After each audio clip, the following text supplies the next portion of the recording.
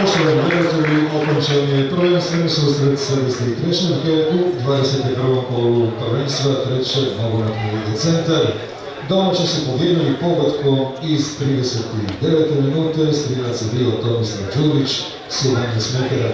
Čestitke domaćima na osvojenim bodovima, čestitke i Trešnjevki na dobroj borbi na današnjoj utakmici.